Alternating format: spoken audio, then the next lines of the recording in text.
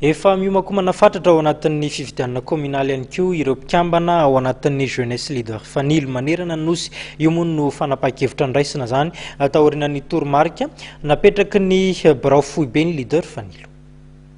Miverina mamondrikery ny tanora ny antoko leader fanilo araky ny toromarika napetraky ny birao foibe ny antoko. Miomakomana amin'ny fiatrena fifidianana kominaly ireo mpikambana manerana nosy.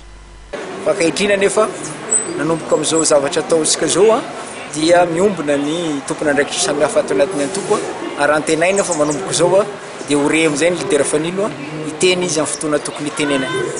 Ny leader fanilo dia vonona hiatrika ny fifidianana satria ny jeunesse leader fanilo dia tsy fikambanana hafa akory fa zanam-pikambanana ao anatin'ny leader fanilo ihany. Tsaivana olana nosedrainy antoko ny fisian'ny fitovikevitra nidra fifidianana tamin'ny taondasa ka somary napakingina ny antoko tao ao.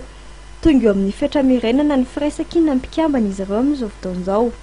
Marina Fanifa mory teto amin'ny motel nosy ny mpikambana avy amin'ny lafo valo nosy eo anivon'ny tanora ny leader fanilo androany.